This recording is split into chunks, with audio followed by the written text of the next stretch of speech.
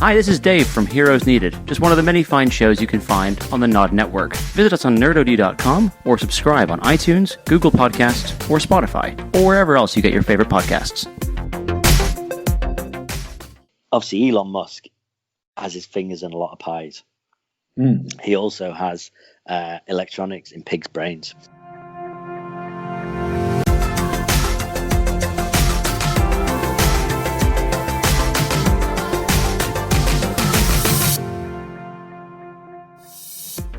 Hey Jog, velkommen til Nerd og de podcast. Hi Reg. Hi, Dan. Hi, how are you doing? It is. Or should I say hey? I should say hey, really. Yeah, some guy was just speaking a foreign language. Yeah, I Danish, Reg. It might be Danish.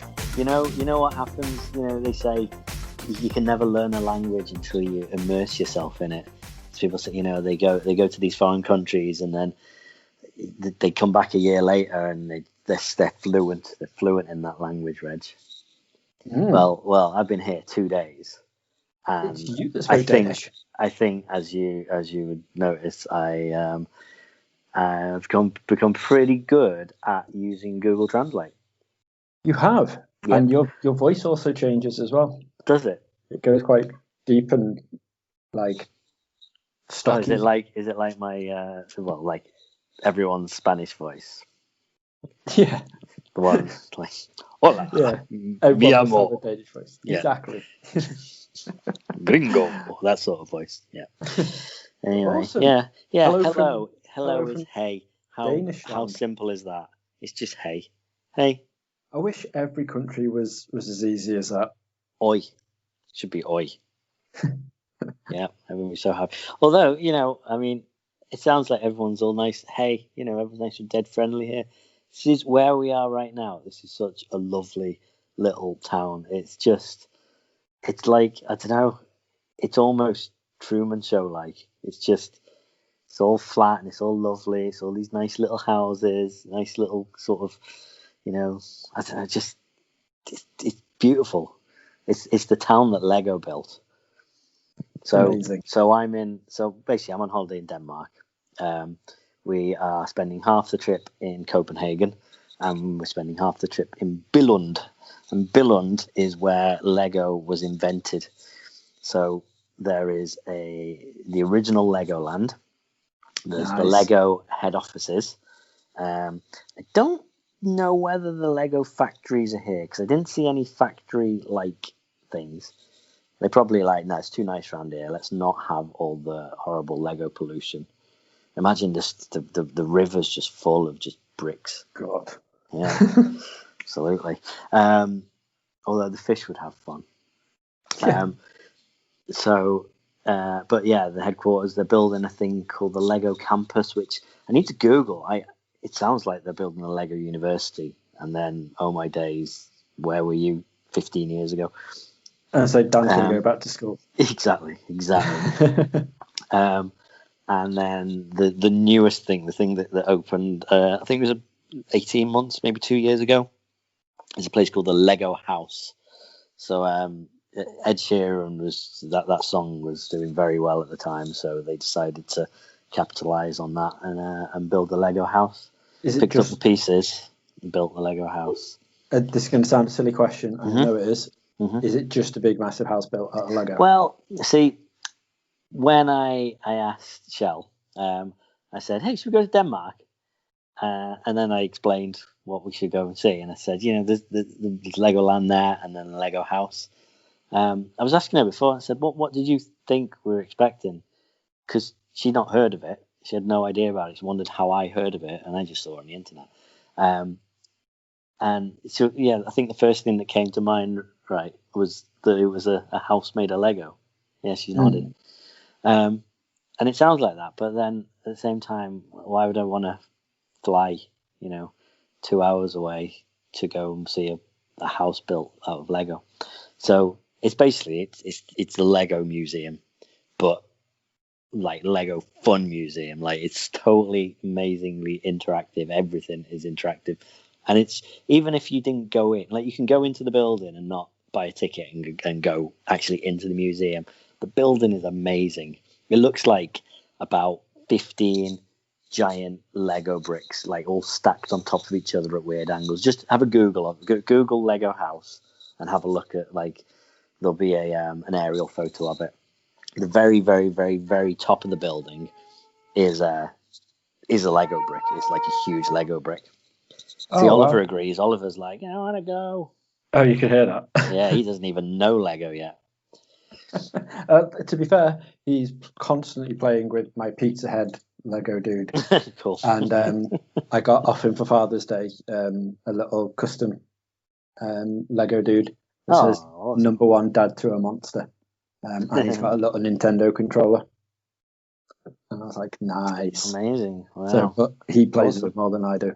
Fair enough. Because he is obsessed. How many times has he eaten it and pooped it out? Only the controller once. Okay. Minus the pooping bit. All right. He just likes to put it in his mouth, and I'm like, fair enough. So, awesome. Yeah, I'm doing my best to make sure he doesn't allow that. But No, the house I've seen a couple of years back on Channel 4, I think it was. They did like a Lego documentary. Oh, right. Inside there, which is awesome, and they showing you this being built, but it was finished at the time. I think it was 2017. It might have been 2018. I forget, but yeah. Yeah, it looks awesome. It's just it is just amazing. I mean, you go in and it's just this huge open space, massive Lego shop, obviously for you to check out. But the best thing about it, so you go in. At the minute, you've got to book online. I don't think you do normally, but you book online.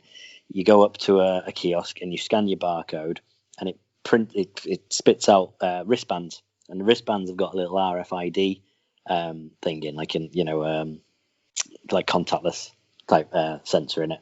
So as you go around different parts of the museum, you scan your wristband, so it knows what bit you're in, which bit you visited, and there'll be these little photo spots and video things to do as you go around.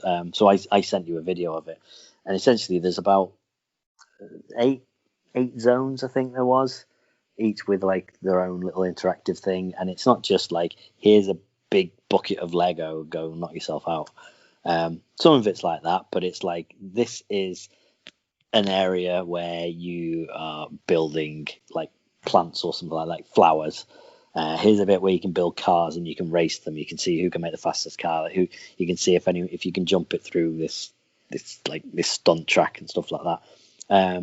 There's a bit where you get a little sort of a little scene made out of Lego, and then you get cars and things, and you can do a little stop motion movie. So I didn't send you that, but I'll download it and see if I can send it over to you.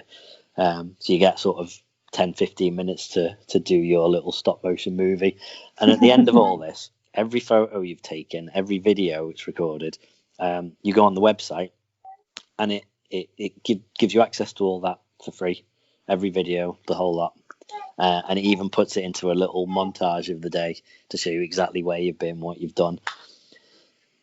Yeah, it's amazing. So I was having a look at the video you sent over, and some of the stuff, like, it's not just so like the memory maker is what before part me and you were discussing. So you're like, so it's similar to that. At Walt Disney World, you get the memory maker, which is just you get all your photos from the rides and stuff, don't you? Yeah, basically. And you get like a little bit of every now and again you'll have a photo where it's got some magic on it, which might appear, it might not appear, depending on how good they are.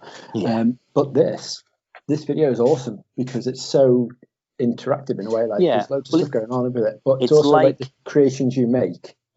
You put on like, oh wow, that's an impossible build. Amazing. Yeah, exactly. Like, what kind of fish is that? Exactly. Just really simple thing. Yeah, so that was a good one. So there's one where you build a fish, just a 2-dimensional fish, and then you put it on the plate. You press the button and it scans it, and then says, and then works out what your fish is sort of digitally, and says, "Is this it?" And you go, "Yep." And then the screen fills up with water. And then you look over to the side, and there's a huge screen, which is like an aquarium. Your fish swims out of this pipe and then just starts swimming around the aquarium. So by the time we got to it, there's like 50 fish just swimming around, and out comes ours. It got confused with mine, actually, because I did mine sideways, and I thought I wanted teeth, so I needed a piece that looked like teeth. So I did it sideways, and it couldn't work it out. So mine ended up looking really derpy, because it's just it's the wrong. It tries to work out which Lego piece you've used, and it couldn't with mine. It messed it up, but it looks all the better for it, I think.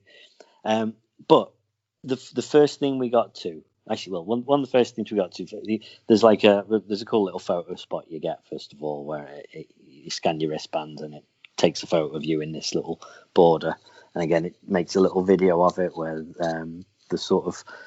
the Lego wall blows up and you're behind it, and that was quite cool. But then you go in and there's a huge machine, and it's like, I can't remember whether I put it on our Instagram. I might have put it on a Nerd OD Instagram, or might have just been mine. And it's basically a machine that makes Lego bricks. And do you remember, I think we've been to the Lego Discovery Centre, right? We have. And you go into that first room, and it's like, let's make a Lego brick. And it's just the person running it just turns a little handle and the brick moves through, and it's fake. It's really bad. But then at the end of it, comes out of a little chute comes a little Lego brick that says Lego Discovery Centre, and he goes, there you go, you just made that. And I'm sure the kids love it. But when we went, we were a bunch of 20/30 somethings just in the room going, yay, we made Lego. But this is a real machine. This is an actual machine making nothing but red, like 4x2 bricks. That's it. But the point is, there's then a wall with like hundreds of designs of these red bricks that apparently someone worked out that if you took, I think is it 6 bricks? So 6 4x2 Lego bricks. There are apparently more than 900 million combinations of those bricks. What? Okay. That's crazy. So the point of this, sorry, Oliver. So the point of this is that every single person who visits gets one of these combinations. So you go over to the machine, you scan your wristband, press the button, and it sort of scans around for a second and then goes, right, here's your combination. And it shows you like 6 bricks stacked up in a certain way. And it says, you've got version 293 million of the 900 odd million. And then prints out a little card, little plastic card that you get to keep. And then you turn around and there's a box there with bags of 6 red 4x2 bricks. So you just pick one of them up. So that's yours then. So when we get home, we'll open those bags, we'll look at our cars, and we'll build our little. Yeah, exactly. And every single one, because I'm sure they've worked out like how long would it take us to have 900 million visitors. I'm guessing that would never happen. So everyone gets one, and you can guarantee that no one else in the world has that one.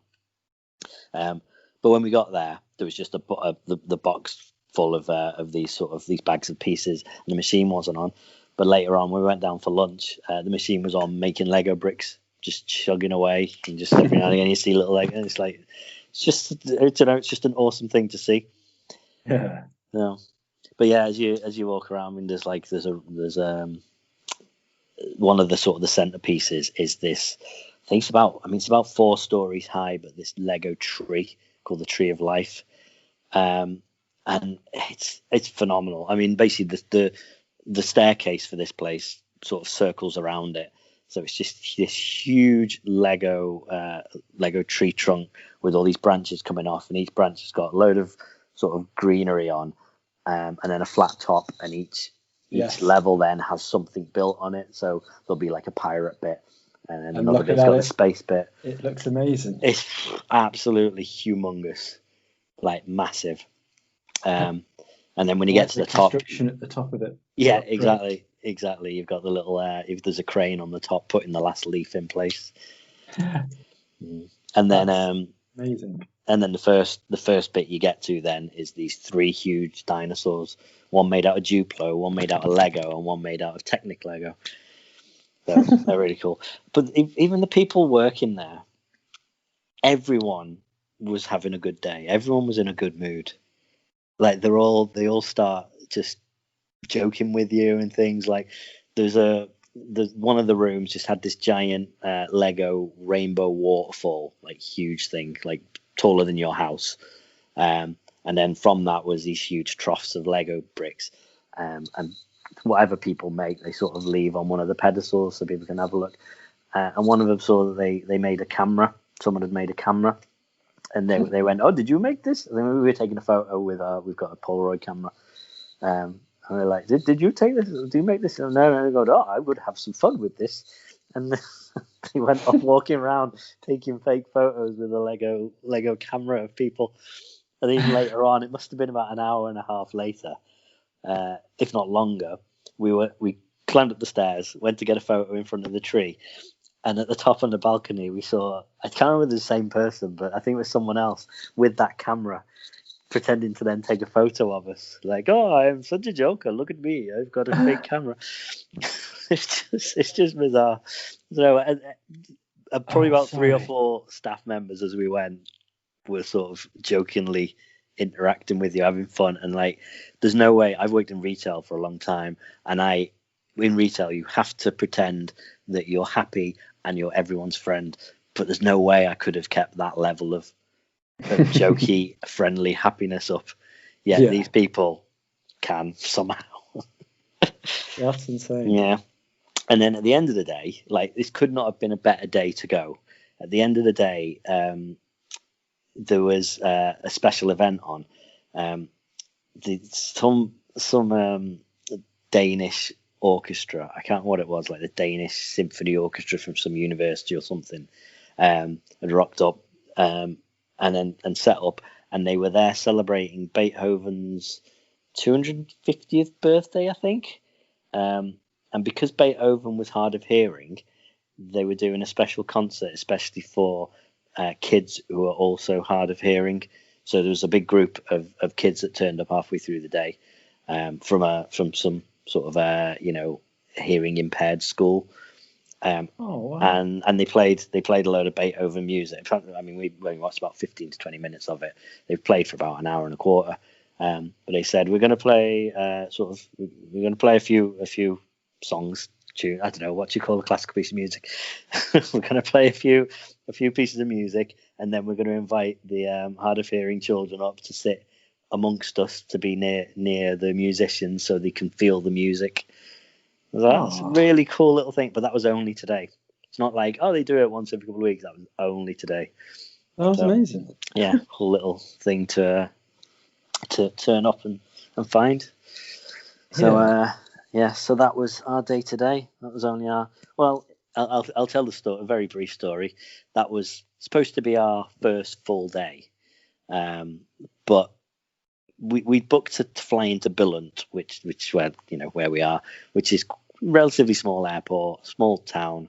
The airport was pretty much built to facilitate Lego, and it was Ryanair. We were flying in there, then we were getting a train to Copenhagen on Wednesday, and then flying back from Copenhagen on Saturday. And then Ryanair went and cancelled the flight to Billund. And they didn't go, "Oh, sorry, we've cancelled that flight, so we can cancel your whole holiday flight now." No, you can still fly back from Copenhagen. So, don't know what you want us to do about it. That was the gist of the email. So we had to look into it, and we could fly into Copenhagen on Saturday. So Saturday evening we flew in, so we had to stay night in Copenhagen. But that meant we had an extra day of Sunday, and we got the train down to Billund. So that was quite nice. We had an extra bit of day. Tomorrow we're going to a massive water park called La Landia. Nice. And then Wednesday head to Copenhagen, where we're going to go on the third oldest roller coaster in the world. Ooh. Very excited. It's a place called Tivoli Gardens, which is like a theme park right slap bang in the centre of Copenhagen. Oh, really? It's just this. It's just like, imagine. I mean, it's just buildings sort of that block in this park. Just sort of a huge square of these buildings, some shops and restaurants and all sorts. And then in the middle of it is this, from what we could see anyway, and from what I've seen online, this beautiful park with loads of rides in, all sort of, fairly old style classical rides, apart from a couple of there is one big roller coaster called, I forget what it's called, the Monster or something like that. Yeah, it looks well good. Yeah, but the third oldest roller coaster in the world has the best name, the absolute best name. It's called the Roller Coaster. Nice. Nice. I'm glad to see you thought long and hard about that one. Oh yeah, absolutely, definitely. Oh mate, that's amazing at night. Yeah, well, absolutely. So Saturday night we were in Copenhagen, and we were quite tired because we've been traveling. We got to the hotel. We had a bit of a walk around. Actually, we did a loop of Tivoli, so to have a look at it a little bit. And I went back to the hotel, and we're only a couple of blocks away from the theme park. And then it got to 10 o'clock, I think it was, and suddenly there was this bang, and then about 10 seconds later, fireworks, loads of fireworks, and it went on for a good 5-10 minutes. And this was in the middle of a city, so from what I've heard, the nighttime show is amazing, and it turns out it's just loads of fireworks. I don't get how they can do it, like in the middle of this city, in the middle of the night. They're just like, who cares about fireworks? Like Alm Towers, they're not allowed to even build a roller coaster that's like an inch higher than a tree. Yeah, I know. Yeah, they're like, we're in the middle of the city. We were here first. That is absolutely insane. And the not the hotel, the lodge we're staying in. We're in this nice little sort of, I don't know, like little. It's like a little apartment basically. We've got a kitchen and everything in Billund, in the middle of the countryside. The beds are, when you go to a hospital, or when you're really old and you can't get up, so you press a button and it lets you get up. Yeah, it's those. Like recliner beds. But it's amazing because when we got here yesterday, in fact, we walked into town. It's about a half-hour walk, and walked back. We had a look at the house and whatever, and walked back. It's the best thing ever. Just putting the legs and the back up and just chilling. And the same tonight. We rented bikes and we cycled to the Lego house, cycled back home, had a bit of a rest, cycled into town, went to a restaurant, just cycled back now. And it's one of the best feelings, just sat on this bed. It's amazing. I want one. When I went to Japan, I was like, I need a toilet that squirts water up my butt. And when I went to Denmark, I need an old person bed. I just don't want to do anything. I just want robots to do everything for me. Well, yeah, it makes sense, doesn't it, to be fair? Definitely. I would love to be lazy. Yeah. Are you going to get one of these Elon Musk mind thingies? Have you seen, did you see his presentation? I can't say I did. No? Okay. It's worth watching this. There's like someone's put a digest online because I think the whole thing's about an hour and a half. So obviously Elon Musk has his fingers in a lot of pies. He also has electronics in pigs' brains. Basically, for a long time, we've apparently been able to put little like sort of computers on people's heads and put wires into parts of people's brains to read things, to read the signals, and also alter people's brains a little bit. So if you've got Parkinson's, apparently one of these little chips you can put onto your head and turn it on, and it puts all these electrical impulses into a certain part of the brain, and it makes tremors just stop instantly. And it works, and it's amazing. But he's taking this, and this company, I forget the name of the company. They're like they want to take it to the extreme. They're just like, right, okay, that's the basics, but why can't we do better than this? So he's appealing for people to come and work for him, basically. And the team that he's got so far, they went from apparently the most common ones you can put maybe 50 to 100 of these little wires into a brain. He's now got it to the point where you can get 1,000 of them into the brain. So he did this presentation where he had these 3 pigs. He had one that had nothing, one that had one and had it taken out, and one that had it in. And all 3 were just acting normally, as far as pigs can. And the one that had it in, it was hooked up to this computer, and every time its snout touched something, it made this beep, and dependent on how hard it was touching or how much of the snout was touching, the beep would be a different pitch. So you could real time see this response of like, yeah, that, even if you weren't looking at it, you would know that this pig is touching something. And it's the most basic form of it, but it seemed to work. And the problem with it is it's so fine, this operation to get this chip put in, that they've developed a robot that does it.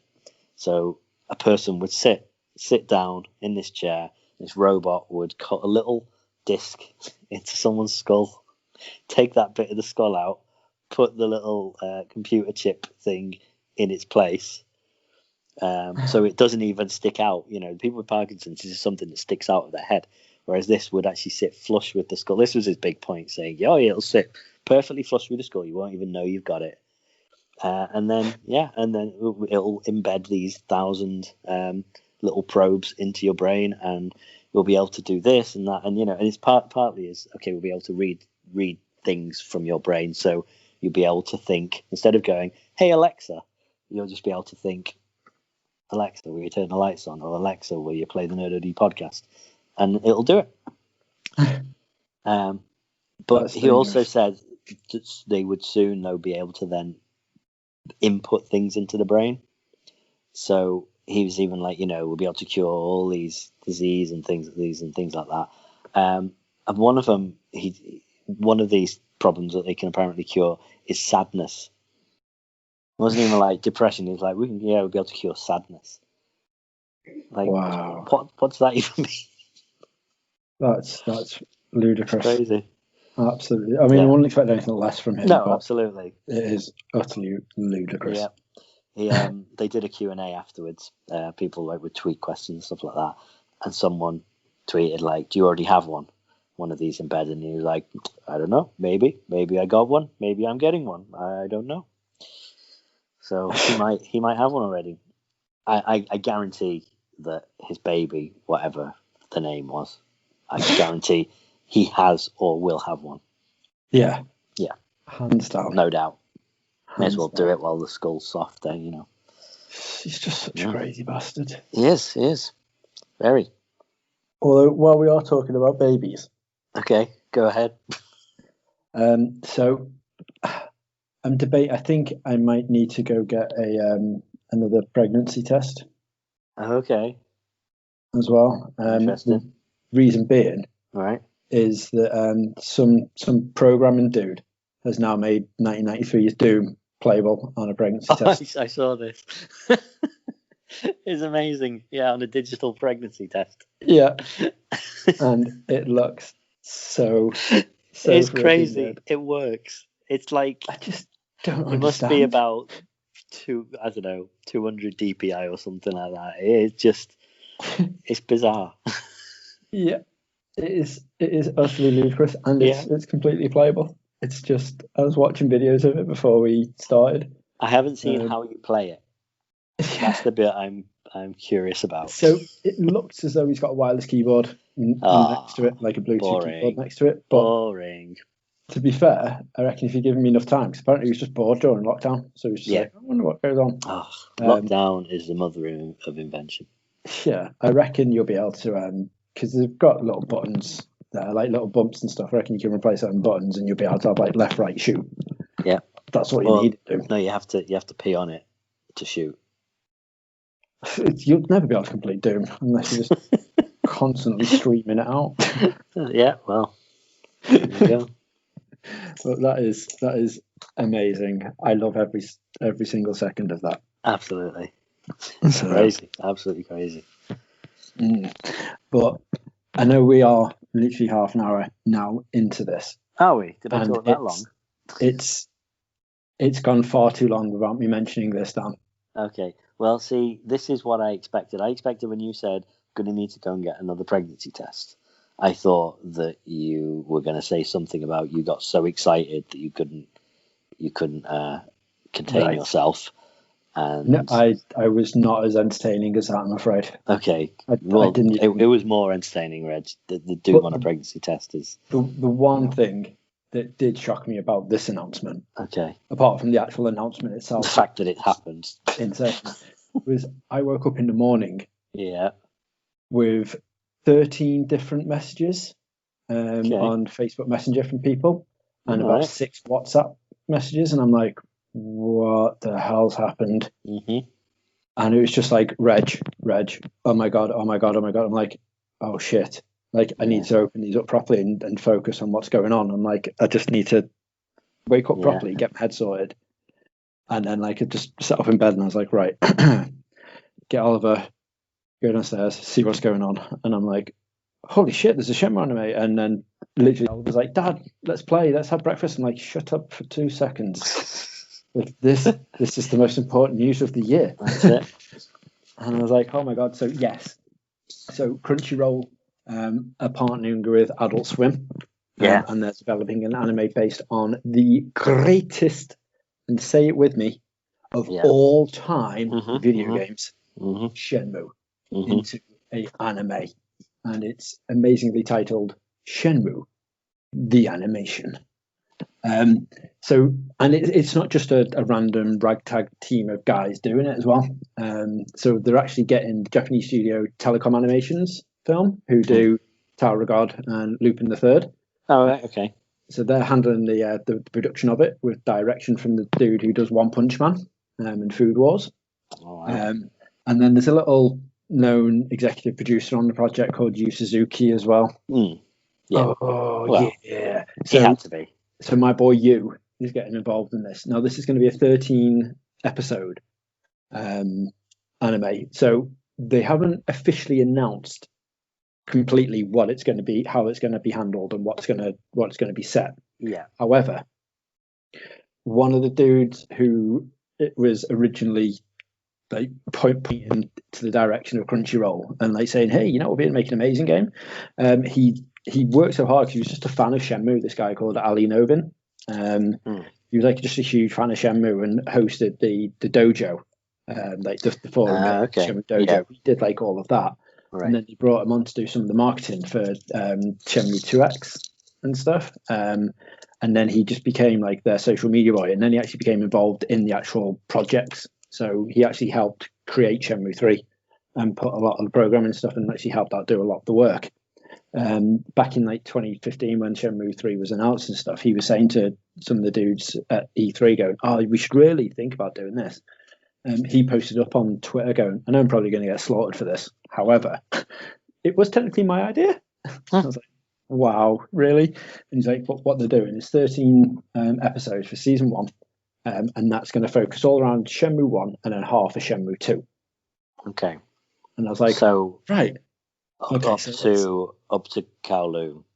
Yeah, so what they're saying is the main things people are getting so stoked about is we're finally going to have the missing chapter. So we're going to know what's going to happen on the boat. Oh, on the boat? Yeah. Yes. Because we've never had that. We've had a little comic strip. They gave us. But now that's forever been etched in my mind as your birthday card you gave me. Exactly. Where something completely changed. So now I'm like, I can't even remember properly how that goes. It just ends up with me being tied up on a pole in a dress. That's it. So it's weird. But yeah, so there's no clue as to like any air date yet. So they're going to be doing an expo. Crunchyroll doing another expo. And they're going to be hosting a panel, and that's going to be included in on the panel of when they're going to give us hopefully some more information about what's going down, what it's going to be, who's going to be voice cast. Are we going to get the actual voice cast from the games?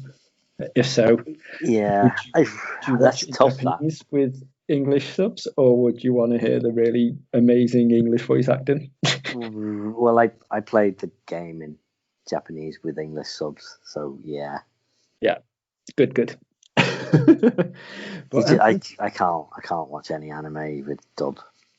I'm very intrigued to know how it's going to be handled, because a lot of Shenmue is, and I don't mean to sound rude when I say it, but it is filler. Like it is. You could very easily just be told where to go and go there and do your thing, but there's about 12 steps between you finding where, I'm looking for some sailors. Okay, well, you need to go to this place first. Yeah, okay. Yeah, oh, no, we need to go and talk to this guy who's at the other end of town. Oh, let's walk over to the other end of town. Yeah, well, maybe if you come back at 8 o'clock, someone will be there and they'll be able to tell you a bit about it. And it just goes right. It's a lot of that, isn't it? So there's how do they handle that as a game, as an animation? I'm very intrigued because it is a lot of it is like part of the thrill and the fun of the Shenmue, because originally it was the QTEs that weren't involved in anything else really. It was just like it was so new and fresh and stuff, and that was part of the stuff was making it more exciting. Was doing the chases and stuff, was knowing you could fuck it up and what would happen and how that would affect stuff and whatnot. And obviously none of that's going to be included. It's going to be an awesome anime because the fight scenes, especially with being from One Punch Man and stuff, are going to be incredible. Like they are going to be so good. So I know a lot of it's going to be focusing all around his martial arts and like his training and obviously getting information and stuff. So it's going to be interesting to see how that pans out, and are they going to follow it like bit by like literally step by step? So are we going to already know absolutely everything, or are they going to make little tweaks and stuff to make it more anime friendly, or like how's it going to pan out? I mean, the picture they shown, the artwork looks awesome. It does. I'm very excited about it. The thing is, the best thing about it is the story. Yeah. And it's. I know you might say nowadays we're very, very biased towards it.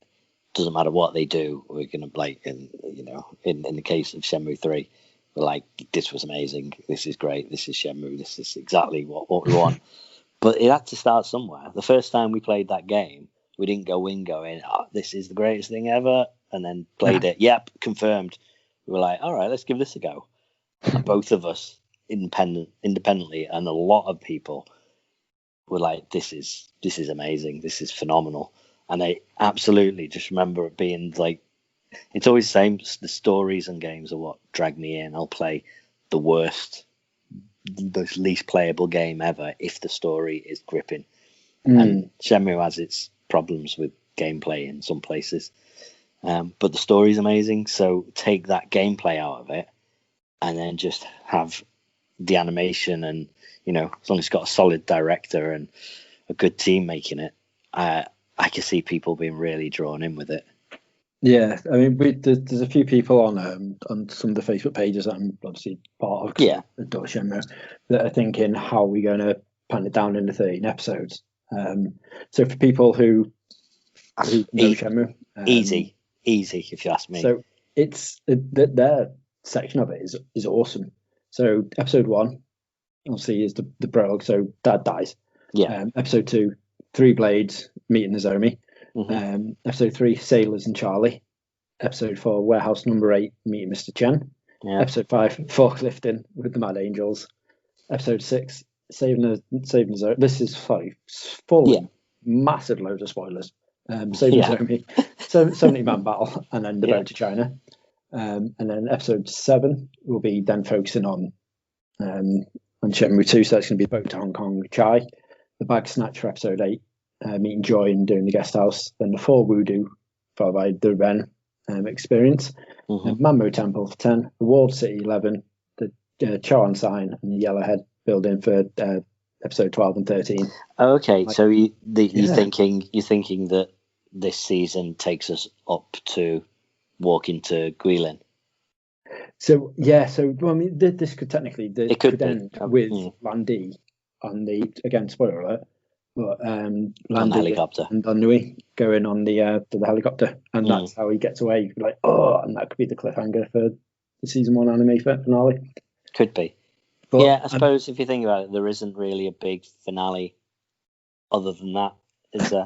Well, unless they do the really comical thing of they stick him in the cave and then be like, oh, we'll have to wait to see how Shenmue how the series goes before we find out if we're going to make a sequel or not. Yeah. And then we wait another 20 years and like, shit, it's in the cave. What's going to happen? Yeah, spoilers. I mean, let's face it. I guess if you haven't played it by now, you're not going to play it.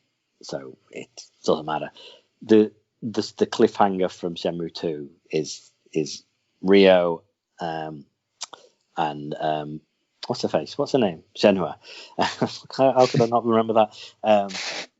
Going into a cave with this sword, putting the sword into a slot in the stone, and then suddenly all this magic stuff happening, and then the door to the cave shuts, and then they're like, what's going to happen now? And that was the cliffhanger. But when it picks it up, it's barely a cliffhanger. It's just like in the beginning of Shenmue 3, they're just like, oh, okay, yeah, let's go back to your house. And they move on. And we've waited all this time to be like, what's going to happen? And nothing really. So it's not a cliffhanger. It's definitely not a end of season 1 cliffhanger. No, not by any stretch of the imagination. I almost can't believe they put it in Shenmue 2. Because the whole Shenmue 2 is on 4 discs. And the whole last disc is based, disc 1 and 2 is Hong Kong, right? Mm-hmm. And then disc 3 is Kowloon. So you've got these really urban sort of cities, especially Kowloon. And then you finish that, and then you go off to this village in the countryside. And the whole last disc is just you walking to the village with this girl that you've met, Shenhua, because you saved her from drowning because she was trying to save a goat from drowning. Is it a goat? I think so. Sheep, a goat. So it's just this. I remember getting to the end of disc 3 and being, because Shenmue 1 was 3 discs, and the 4th disc was this thing called the Passport, which was just sort of. You could look at all the cutscenes, exactly. Check it was dice scores out, follow some of the animations. Online stuff, exactly. Yeah. Whereas I remember getting to the end of Shenmue 3 and just thinking, except Shenmue 2, disc 3, and being like, oh yeah, that's it now. Let's have a look at the Passport disc, and then it's not. It's another disc of the game. Yeah. And it's this total change of pace. It's just you've gone from running of the 20 stories of this building, fighting like hundreds of bad guys as you're going, to let's have a walk through the countryside. And the only really sort of exciting bit is walking through this mountainy area and nearly falling off a cliff and stuff. And then you're at the village, and then it's nearly over. It's just bizarre. So to put that into an animation and be like, yeah, this is the last episode. It didn't need to be. It should have been in Shenmue 3, really. Yeah, definitely. Definitely. But, I don't know. Well, I don't think they expected it to be so long to wait until. Oh, he knew. Until the third one come out. He knew. But it's interesting because obviously Shenmue 3 was kickstarted because obviously they didn't have the money or the backing to fully do a third one. Yeah. And they were like, oh, they must have done well enough because obviously they're making an anime and stuff from it. But then at the same time, I think they need the money for this anime to sort of hopefully make some profit to go to Shenmue 4. Maybe. One of the dudes who obviously helped is Cedric Biscay, who used to be part of Sony, and now he's got his own little production company and stuff. And he helped out with Shenmue 3 because he's a huge Shenmue fan. Yeah. And everyone's just been bombarding him just non-stop on Twitter about the anime, going, what does this mean about 4? Like, what are you involved? What's happening? Can you tell us any information about it? So he had to come out on Twitter and be like, listen, just here's a few answers to your questions. So no, I'm not involved. My company isn't either. So it's nothing like that. And this also isn't going to have any impact on any potential Shenmue 4 game, which then made everyone go, potential Shenmue 4 game? So we're going to get the 4th game. And then he ended up having to come out and go, right, I don't want to tease anything. He's like, for nothing. But yes, we all want to make Shenmue 4. But we're also fully aware that we need a much higher budget than the one that we spent on 3 in order to not only meet the fans, but the market expectations as well. Which, considering the poor sales of Shenmue 3 after the Kickstarter, I genuinely and the buzz has gone, hasn't it? In terms of the Kickstarter for the third one started, and You had all the fans doing it, and then you had all the non-fans, all the people who were just like, "Oh wow, this is the thing," putting their money down on it. You don't get that anymore. Do you know what I mean?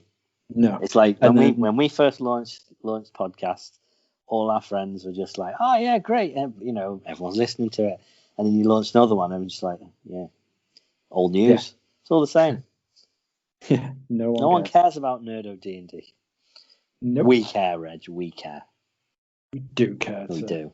Anyway, yeah. Well, so I'm now thinking this could be a really good way. Maybe I'm testing the water to see if Shenmue the animation does well. Yeah. Are we going to get the finale of Shenmue done via anime? Maybe. Like, I wouldn't be angry in the slightest because we'd finally get a conclusion to the story. No, you don't really care, do you? You just want the story. I'd just be a little bit upset because of the lack of story moving in Shenmue 3. If that was the last, I love Shenmue 3, don't get me wrong, but there was not a great deal of story in Shenmue 3 moving it along to where it should have been to get people into it more. So I'm very dubious to see, are we going to literally just finish it all off an anime, which is great, but I'd just love to have played more of that. There's something inside that's I just want to play more of the story. But if I get to sit down and watch it, and the most amazing thing about all of this is Oliver doesn't have the attention span for me to sit there at the minute and be like, watch me play Shenmue, because it's not flashy enough.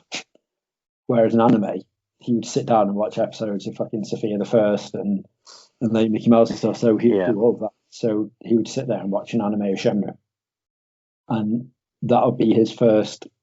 He's got no choice now. He's going to get involved in Shenmue, and I love it. I love the fact that I can be like, when he's a bit older, be like, he used to watch this cartoon with me and this anime of Shenmue. And it's now I can tell you and show you where it originally came from there to play them. And I can't wait. I can't wait for that moment. That'll be the proud dad moment. I'm like, yes, my boy, he's growing up and loving the Shenmue. I'm dead excited. Although I did have another proud dad moment, just slightly glossing over that for a moment, or talking about proud dad moments. So Oliver went to nursery last Wednesday. He only go every Wednesday to this nursery, and it was his final day in the first year. Already he's moved up to the next stage now, which it doesn't seem like he's been there long enough, which is weird. But we went to pick him up, and there was a little girl that was crying because she didn't want him to go. It's his friend that he's made. So he was sort of pushing off me so he could go down. So I put him down, and he ran over to the little girl and gave her a massive hug. I was like, oh no, and then just give her a hug, and I was like, oh, and then she calmed down and smiled, and he came back up to me and was smiling, and I was like, yeah, that's a proud dad moment, just absolutely buzzing off it. He was just such a proper little dude, where he was like, she's upset, let me sort that out. I was like, oh wow, that's just amazing. Absolutely amazing. And then he literally comes home and eats Lego, and I'm like, you've fucking done an amazingly beautiful, emotional thing. And I right, cool. Nom. I'm like, stop it. But yeah, so that was just awesome. Oh, I love that moment. That was good. But then obviously the announcement for Shenmue came out, and I was like, you know what, you're proud of we can start off Shenmue being announced as an anime, which is great. See, my only worry about the whole thing is that there's so many animes that get released every year, and only a few go on to doing more than a season, and far fewer go past 2 seasons. There's so many that just get to season 2 and call it a day. They've got to be pretty massive, and don't get me wrong, some go on for hundreds and hundreds of episodes, but there's not a lot. I just, as you were talking, not your Oliver story, I was listening intently to that one because it was lovely. When you were just talking about Shenmue, I was having a look at what an average number of new anime, actually, well, not new, this is an average number of anime that are on TV in a year in Japan, and most recent I could find went up to 2015. But in 2015, there were 279 different anime TV programs on air. So that was about let me see, there's 37 in winter, 39 in autumn, 38 in summer, and 41 in spring. So yeah, 279. That's a lot of competition, Reg. It is, but I think if you've got a fan base already, everything else. There's very rarely is there an anime that comes out that isn't based on something else, whether it's a video game or just a manga. Like probably you're talking about 3/4 of them are here's the anime adaptation of this book. So it's got the fans out. The only difference here is this isn't necessarily a Japanese anime because it's Crunchyroll and Adult Swim. Yeah. So you look at something like the Castlevania anime that Netflix did. Yeah. I'm not sure how that was received in Japan, but I don't think it matters. You know what I mean? It's I was going to say, like they're doing season 4. Yeah, exactly. And that's I don't see much about that. I don't hear much about it, but it must be doing well enough. I think they've done it. They've done it right as well, because I know a lot of animes and stuff usually do 30 episodes a season. So some can seem long-winded, whereas 13 episodes is a good amount. It's not too little where you can't focus on everything. Yeah, that's kind of standard. Actually, I know there's some of the ones that we watch. It's not like we watch loads, but the ones we've watched are generally the big ones. So like Sword Art Online and Attack on Titan and stuff like that. Fair enough. They did have 24, 25 episode seasons, but they're all like 2 seasons. A season generally in Japan is about 12 to 13 episodes. So when you've got a season that's 25 episodes, it's generally 2 separate blocks. So there'll be spring anime, summer, autumn, winter, as I mentioned. So you might find that 1 to 12 was in the spring, and then if it did well, 13 to 25 or whatever will be in the winter or in autumn, anything like that. So that's pretty standard. It's ask for this much, see how it does, and then ask for more if it does well. Sorry to be the negative Nelly. No, I've got no. The only thing I'd be really annoyed about is if it gets to the same part as the game. Yeah, Shenmue absolutely. 3 gets up to and then 100%. goes right. We can't do any more.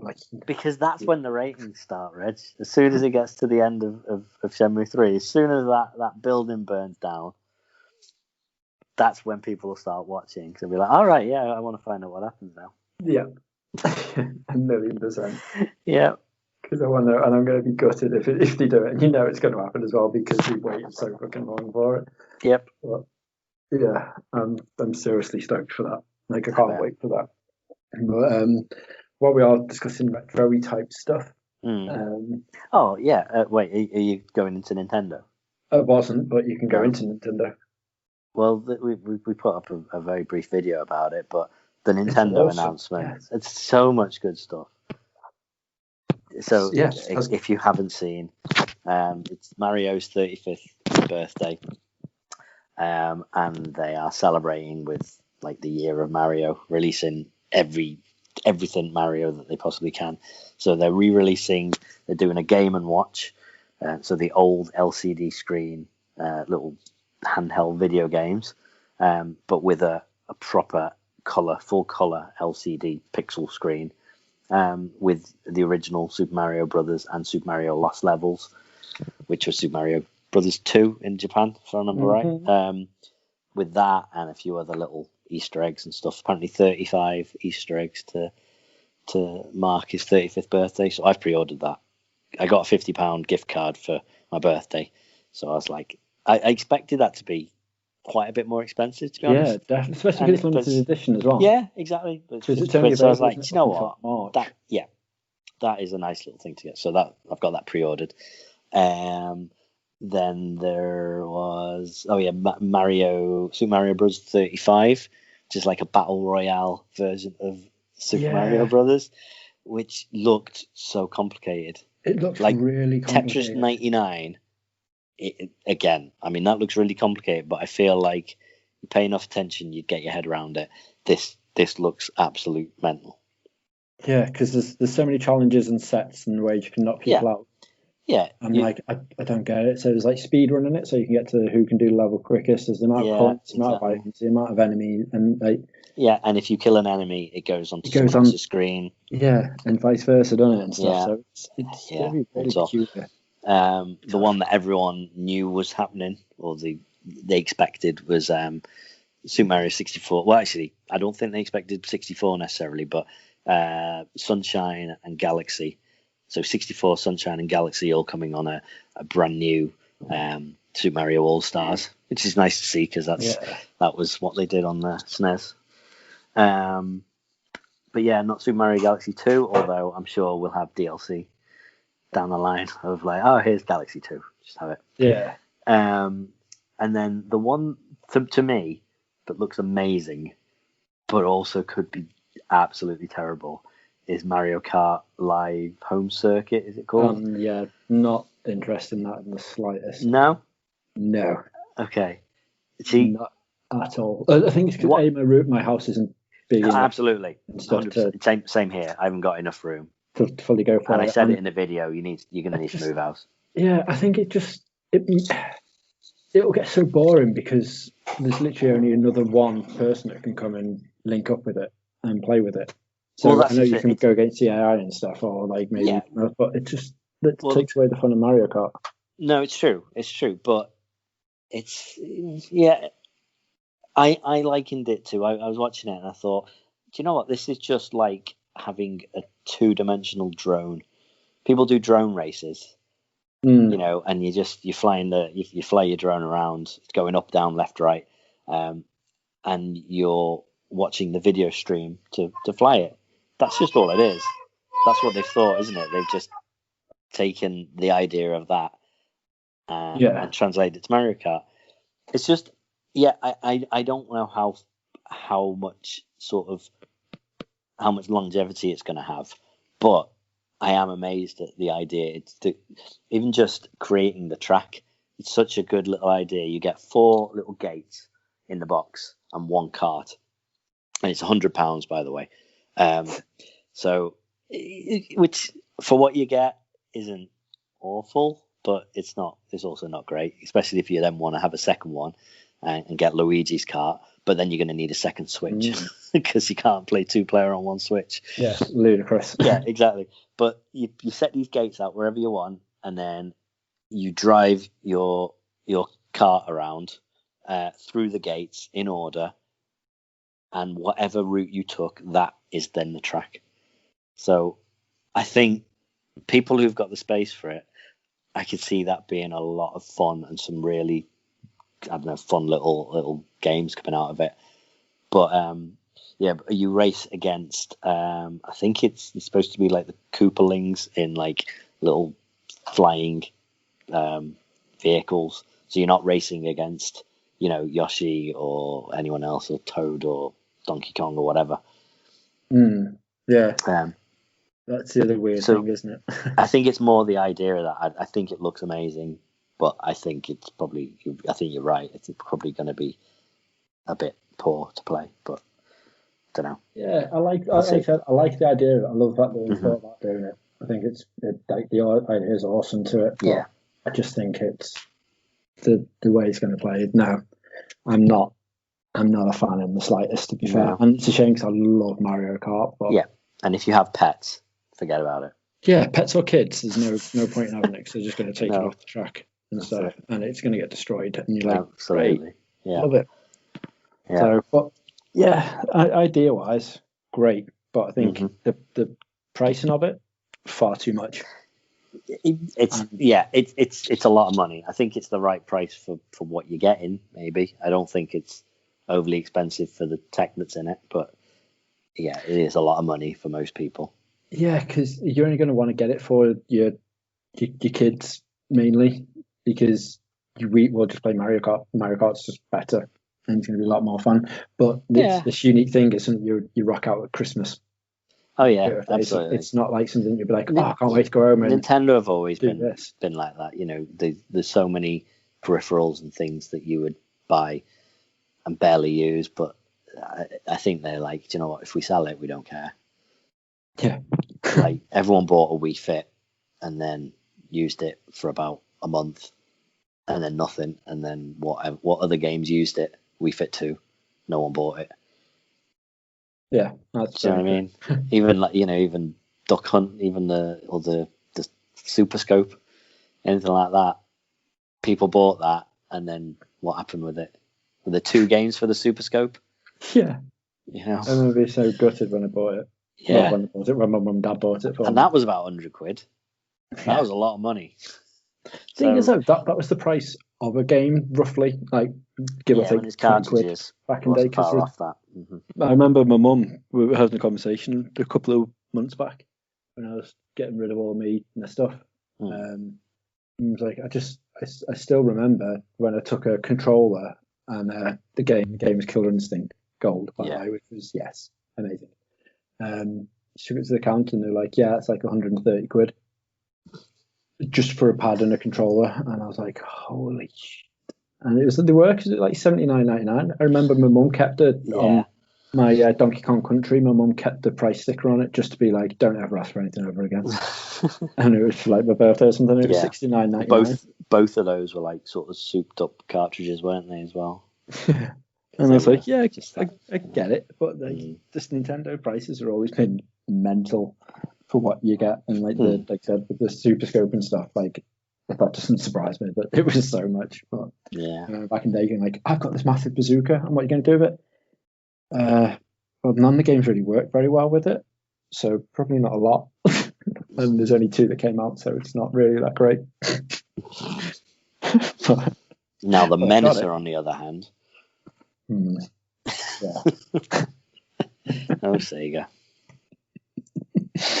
Oh, amazing. Amazing. But sorry, talking of retro games. To be fair, my conversation is probably going to go on for about half an hour. So I will save that. Fair enough. Because it's 2 long ones.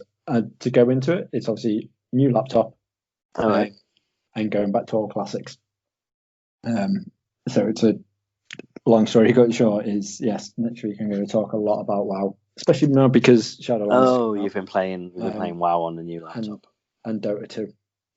Got back into that again. Interesting. But that's for another day. Seeing as we're on the cusp of A, you being on holiday, and B, we've been going for an hour. So fair enough. No, that's a good amount of time. I suppose the mega tired. The Nitty Special should close off. Yeah. Okay. Cool.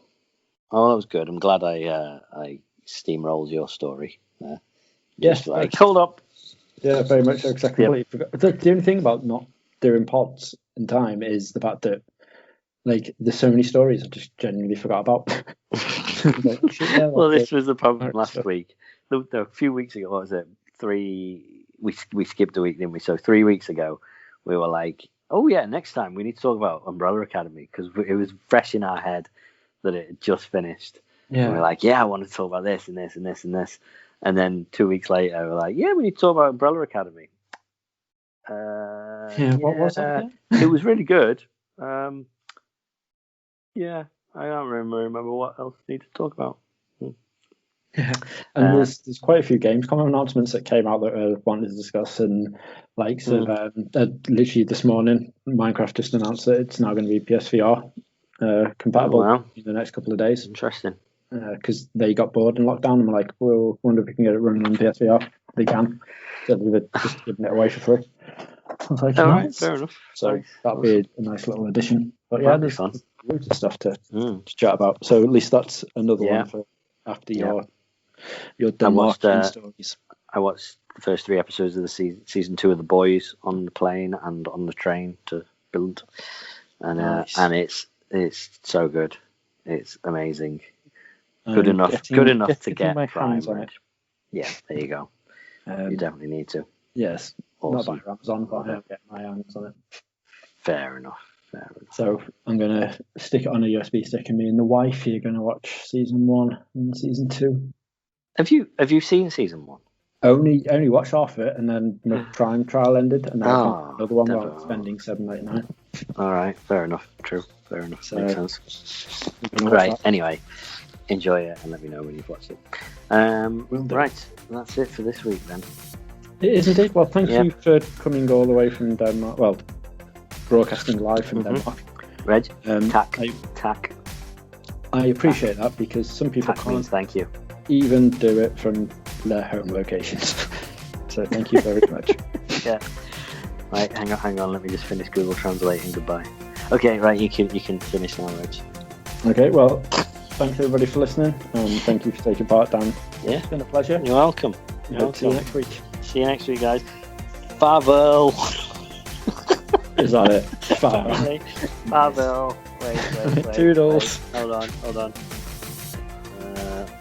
Can't you make it play it? I'm sorry. I'm trying to make it play it. Get Google to speak, but it's not working. Never mind. Bye. Toodles. See you.